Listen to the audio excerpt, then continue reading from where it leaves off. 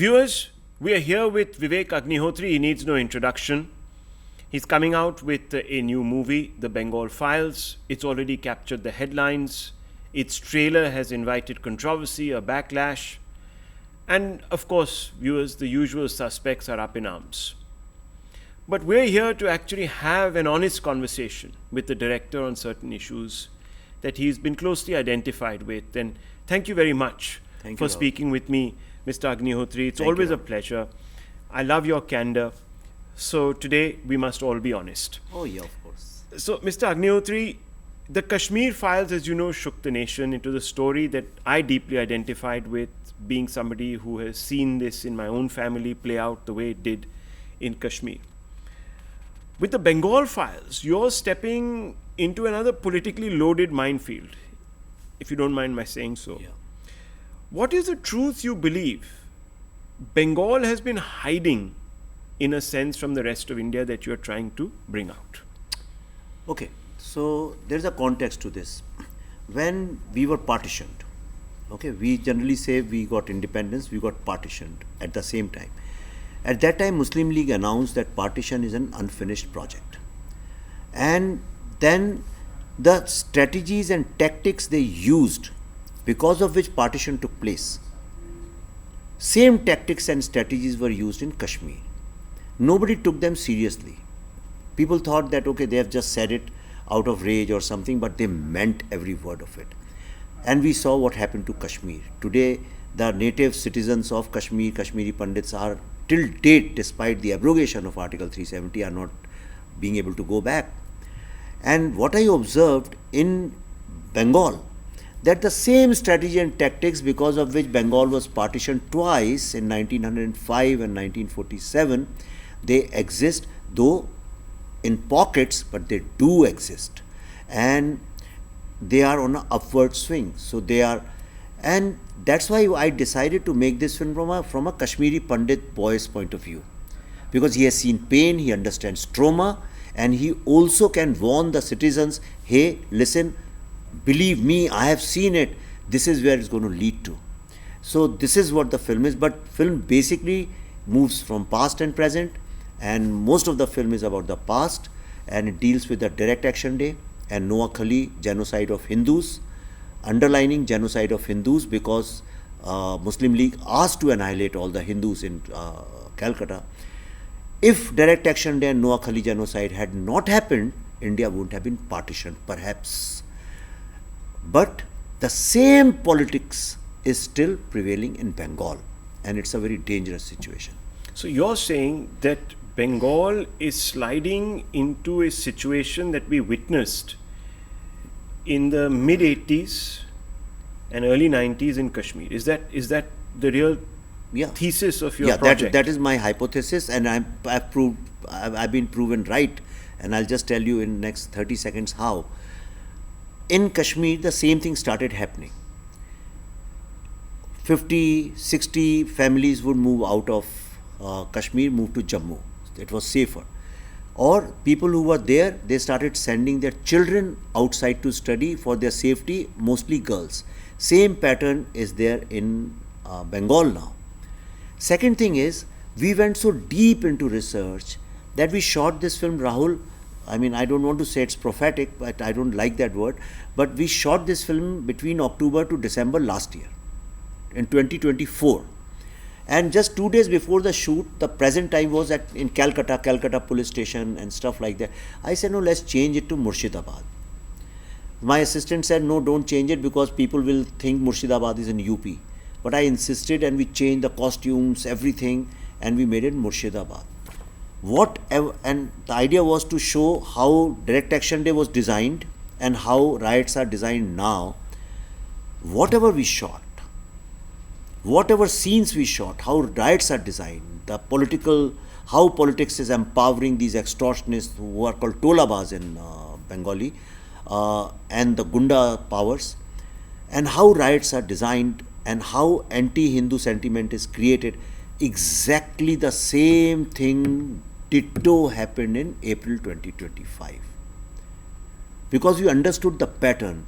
And again I am saying, I have said it a couple of times, but I am telling you more emphatically and on air, I have a prediction that what is happening in Chaubish Pargana and Indo-Bangladesh border, and the way illegal immigrants are being empowered by the state powers, a day will come in 5 years, 7 years, 10 years, like it happened in Kashmir.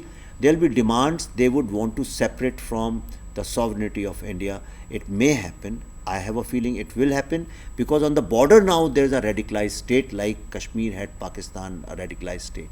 So this is a very serious film. This is no kids play. It's not, I mean, I don't want this film to get lost in controversy. I want every citizen to see it, and especially the Bengalis must see this film, and the young generation of India.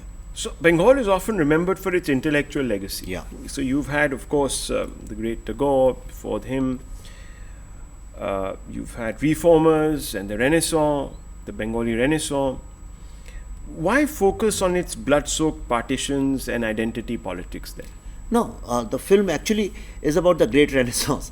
The film talks about the great heritage and the glory, and I am so proud of Bengal. See, generally people talk as if Bengal belongs to some politician, and that's how today's most of the people in India feel, "Arey, ye to unka hai." Bengal is mine, Bengal is yours, Bengal is as much ours as anybody else's. Bengal is our great, it was the crown of civilization, it was the cultural capital of India, Calcutta. Renaissance took place in France, and this magnitude of cultural renaissance took place only in two places, France and Bengal. But we lost all that because of communal politics, a sinister communal politics, which is basically dominated by the direct action day. Suhrawardi gave the contract of killing Hindus to the underworld. Underworld was basically Muslims. So 46 it happened. So they suddenly tasted the blood of politics. So in 47, when we got independence, en masse these gundas and criminals, they joined the Congress party. When communists came, en masse the same gundas and extortionists joined the Communist party. When they lost, the next party came, all of them joined this party. So it's a very monolithic politics of Bengal, where at the booth level, at the village level, at the panchayat level, these gundas are extorting. Without their extortion... No, but you are now talking of a communal dimension to this. Yeah. That understand law and order, one can look at the transfer of cadre, and you're right about this, it's been well documented. But when we go into a communal realm, then the suggestion is that at some level, maybe, I don't know, had the communists still been around, maybe we wouldn't have had such a problem. Yes, there was illegal immigration, but would we have seen this coalescing around identity? Yeah, communists also suppressed Hindu voice in a very different way, in a very smart, clever way. Because communists believed, and that times Congress also towed the same line. Communists all over the world believe, that's a Western idea, that whoever is in majority is the oppressor, whoever is in the minority is the oppressed. But what they forget is that India is such a unique country that here for 1200 years minority has oppressed the majority. They have ruled us. They took away all our rights. Hindus. No, I'll come to that point. That's a very interesting point that so I'm going to ask you to elaborate on that. But let me just come back to the Bengal Files. Now, your critics will say that Mr. Agnihotri doesn't just make films. He makes political interventions. Do you accept that charge? Yeah, they've understood me very well. That's my intention. That's my mission. I use film just as one of the mediums. I also give speeches. I made podcasts. I write books. My book is coming, The Blood Republic of Bengal, immediately in October. I do a whole lot of things. My idea is that there are lots of issues in this country which have been suppressed, and you are not allowed to talk about it, and great filmmakers, great artists also don't make films on that. I want to start conversations on them. And I also use films as powerful medium so that conversation has started. Today you see even the most intellectual leftist newspapers are writing about direct action day. Even they are questioning the role of Gopal Mukherjee or whatever, but they are writing articles. Other side is writing different articles. So there is a conversation going on. And that was my intention basically. I am just a storyteller. I can start conversation. I cannot solve it. Like Kashmir, I started a conversation. If somebody asks me why Kashmiri Pandits are not back in Kashmir, I am not a minister or a leader or a political party. I can't do that. So that's my intention.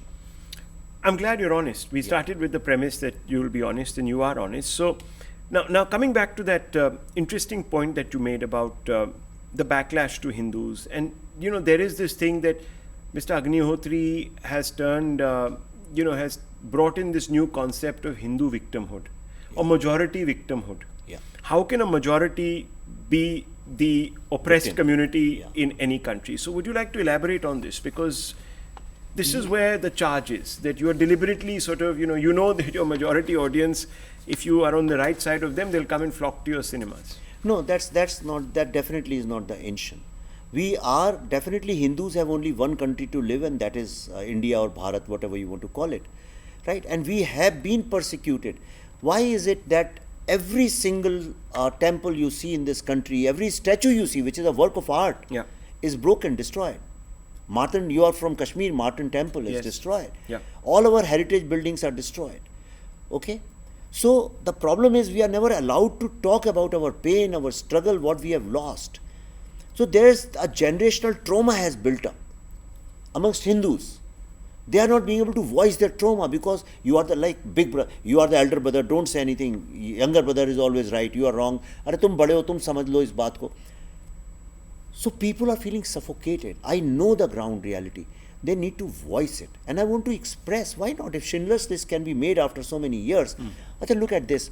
Same period in 45, 46, 47, Holocaust happened. You'll never find a Jew child who doesn't know about Holocaust. You won't find an Indian child who doesn't know about Holocaust. Black slavery. Every black child knows about slavery. Every Indian child knows about slavery. When Black Lives Matter happened, everybody put black flags on their Instagram. Correct? Yeah. Every Japanese child knows about Hiroshima, Nagasaki. Why is it that our children do not know about the biggest tragedy, human tragedy of all times in the history of humanity? There was no bigger bloody partition, displacement of people, 20 million people. Then 1971, Operation Searchlight, Hindus were the victims. Why not talk about it? I have been, when a woman's dignity is compromised, we talk about her, that she's a victim. Dalits, we say, so many films are made. A film can be made on Islamic history, on Jew history, Christian history, Buddhist history. Why can't film be made on Hindu history? Because your detractors accuse you of stoking majoritarian victimhood through your provocative presentations. That's why they say that we have no problem with portraying history, but it should be accurate. Do you see this as a smear campaign, or as perhaps, I don't know, you use these phrases right now, how is it that we don't know? Maybe, as I was speaking to J. Sai Deepak, and he was mentioning that Hindus' conscience has not awakened. So Conscience has been suppressed. is it society's refusal to face Hindu trauma or accept it? You are right, but in Kashmir, I made film on Kashmiri Pandits' trauma. They were minority of minorities in Kashmir, right? Noah Khali, 80% was the Muslim population, 20% they were minorities. Murshidabad I have shown in my film recent, in the present times. Murshidabad again 70-80% is Muslim population, 20% we are minority. Yeah. This concept that somebody is a universal minority and somebody is a universal majority is the biggest, the fakest theory you can ever come with. And now coming to, why do we always think that minority means Muslims and not Christians or Buddhists? Jinnah has said it on record. I have his speech in his own voice. He says, Hindu Congress must understand. He said, Hindu Congress must understand that Muslims are not a minority in India. Muslims are the second largest majority. He has said that. And which is such a truth. And the truth has come from Jinnah. Muslims are the second largest majority in this country. So we have to stop labeling them as minority. Minority, it looks like that they are. And how come there have been Hindu genocides in India always and no Muslim genocide? Which means they are safe here. Why is it that when they are in majority, Hindus are always unsafe, not the vice versa? So we have to address, see, these are taboo subjects. People don't address them. Are kisi ko bura lag jayega. No, so let me ask you, that's the thing. I want to ask you, every time you make a film, a section demands that it be banned, and you're facing that pressure right now from Bengali politicians. Which means I'm doing something correct. Okay, so let me ask you, do you accept that your films polarize? Or do you believe polarization is the natural outcome of speaking about sensitive issues and uncomfortable truths? See, I make films on uncomfortable truths, but my films have nothing to do with polarization. There is polarization. My films just portray them. You stop polarized, stop being a polarized society. Because of polarization, partition happened. I have no role to play in that. In Murshidabad, I have no role to play. Kashmir, I have no role to play. To Bombay blasts, I have no role to play. So whenever there is polarization, I'm sorry you are from media, but media every single day, all prime time news is about Hindu-Muslim. So polarization is there. No, it's not about Hindu-Muslim. So here I also, let's have What else is polarization? Very quickly, it's not about that. It's actually similarly to what you're doing. There's certain, for example, I started out in 2014. I was just telling you about J. Sai Deepak in my conversation. You were the first person to start here. So I brought out the Kashmir story. I talked about Islamist extremism in this country, which, as you said, is a taboo subject. Because I portrayed Hindus as victims in a particular environment. And they were, though that is the historic truth, or Sikhs in another context. The point is that we are constantly labeled much before we even open our mouths or we start even interrogating a conversation. Yeah. The easiest thing to do is to label, because it helps you build a constituency. It's confirmation bias, and it leads to polarization. It's the labeling that leads to polarization. It is this exact thing that people say Hindu-Muslim kar rahe. Hindu-Muslim nahi kar rahe. We've never had a Truth and Reconciliation Commission. I think you've argued for it. The Supreme Court has argued for it. I might have a different view on whether it will work or not, but that's a different matter. So when people like you come out and make a movie, I wouldn't say that you are polarizing. I would say you're interrogating a subject. Let's have another either movie or a counter argument. So that's why I posed this question. Yeah, and making a film on Hindu, say, victimhood or Hindu history does not mean that it hates Muslims. It has nothing to do with Muslims. I'm indifferent to them. In Kashmir Files, I address the terrorism issue. In this, I am addressing communal politics issue. Right? And films have been made on Hindu communal extremism. And communal politics is practiced by Hindus. Yes. In Bengal, isn't it? Yes. So this is wrong. These pseudo-seculars and liberals, they create this image that if you are talking about Hindus, then you must be a Muslim-hating person. No, my first AD was Muslim. Most of my unit was Muslim. My sets are built by Muslims. No problems. In US, a lot of Muslims saw my film and they had no problems with that. Some Pakistani people saw it and they said, we didn't know. This is how Pakistan was created. That's very wrong. They told me, young boys and kids. So it's in India, your voice is suppressed if you are Hindu, and I think it's time we have to present both the sides. And so many films are stupid, fake movies are made. So what you're saying is, when you present both the sides, then people accuse you of being communal or Hindu-Muslim kar rahe. So that's basically what I was also saying. That this is a labeling exercise. The left is an expert at and labeling. I don't care about it. I give a damn. That's good. But I want to ask you, because you come from Bollywood. In that sense, is Bollywood guilty of systematically ignoring, how should I put it, Hindu trauma and civilizational pride? We know a lot of tropes and how they've been portrayed in Bollywood films. Are they accurate always? No, they are mostly wrong, because they glamorized a fake Muslim victimhood. On Kashmir, they made so many big films, all the national award winning, internationally renowned directors, Rosa and Dil Se. मैं हमेशा बोलता हूँ ये बात, I always quote Mission Kashmir, so many films they have made, Heather and all those things. All these films are set in the same period, 90s, late 80s and 90s. They show only the terrorist point of view, how somebody became a terrorist and what this Muslim boy is going through. They don't even mention Kashmiri Pandits as if they never existed. Right? Now, don't you think it's such a, I shouldn't be using harsh words, but it's a artistic crime. No Hindu reacted. No Kashmiri Pandit said, why are you doing this? In Salim Javed, one of the greatest writers of India ever, in one of their films, the hero, Amitabh Bachchan, refuses to go to a temple. He says, I'm an atheist. He tells his mother goes to the temple, he stays outside, waits for her. But he keeps 786 billa in this thing.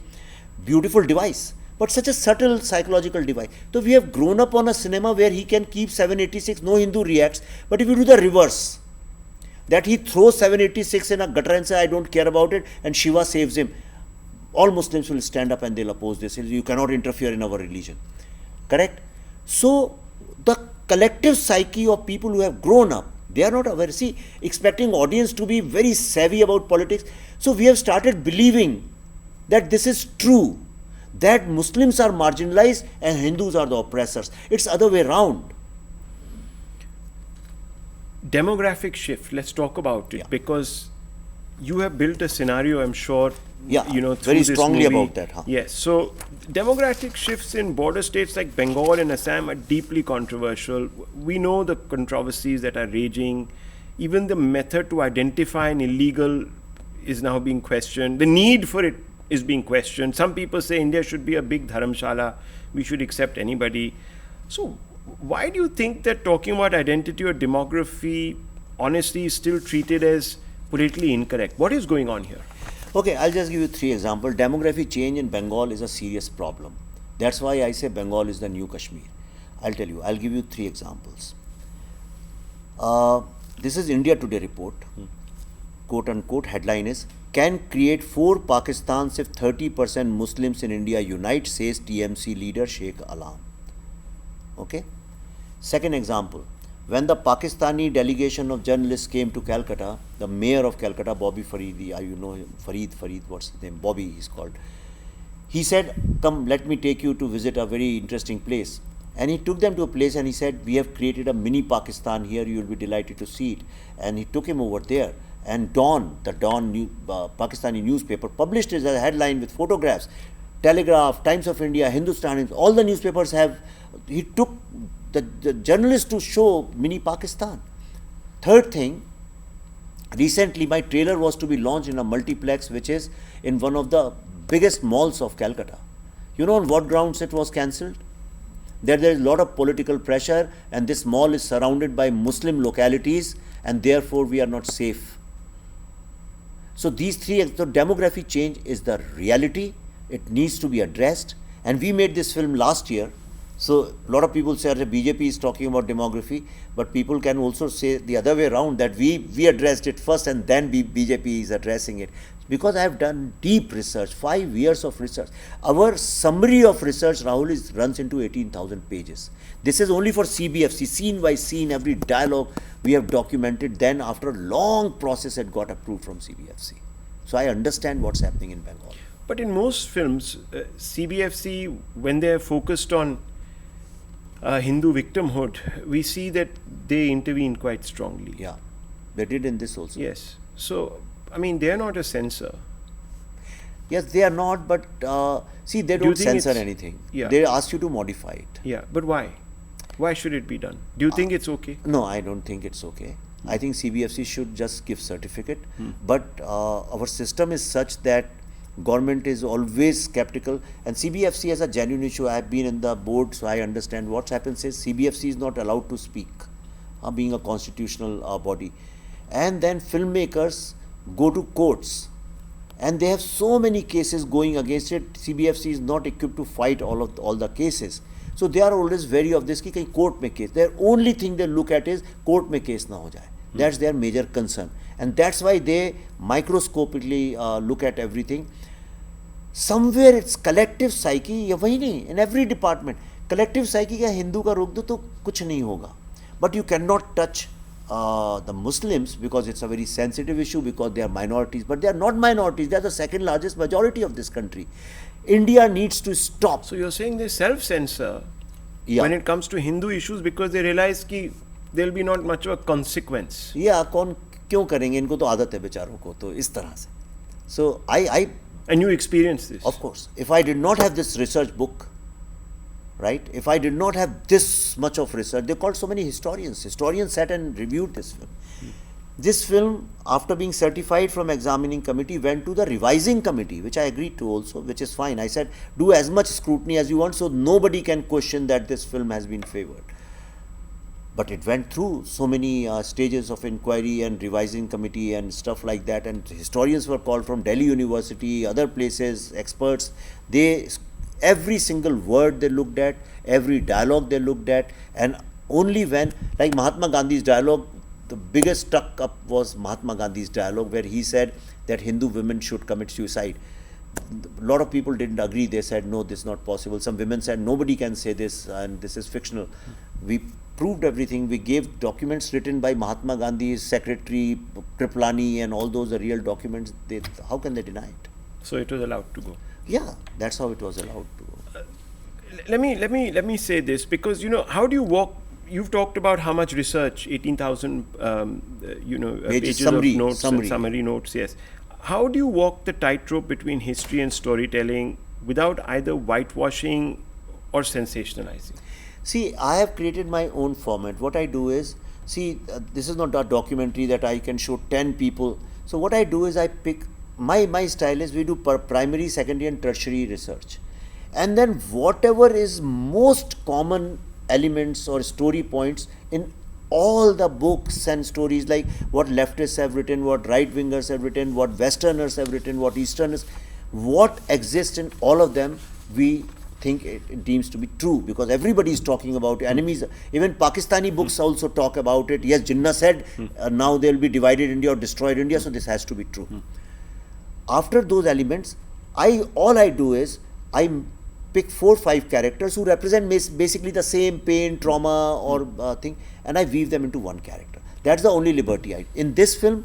The only liberty I have taken is created a fictional character called Ma Bharati, but that is a metaphorical representation of what Bharat has gone through. Yeah, which is, I suppose, creative license. Yeah, that much I can do. My final question. Yeah, and in Murshidabad, present area, I have changed few names and all that, like Shahjahan Sheikh's case of Sandesh Khali, I weaved into Murshidabad, changing names and stuff like that.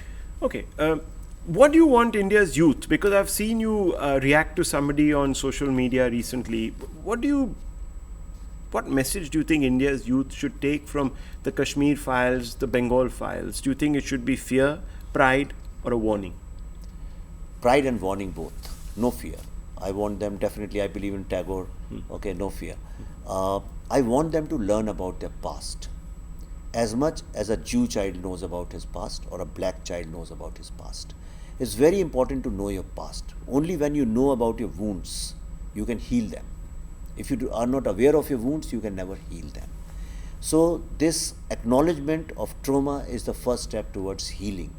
That's all. And I want them to take care of this country and make sure genocide never again, partition never again, Murshidabad never again, Kashmir never again. They have to ensure enough is enough. This communal politics must stop. Thank you, Mr. Agnihotri, for speaking with me. It's been a wonderfully candid conversation, and you have literally put pretty much every uncomfortable truth on the table. Thank you very much.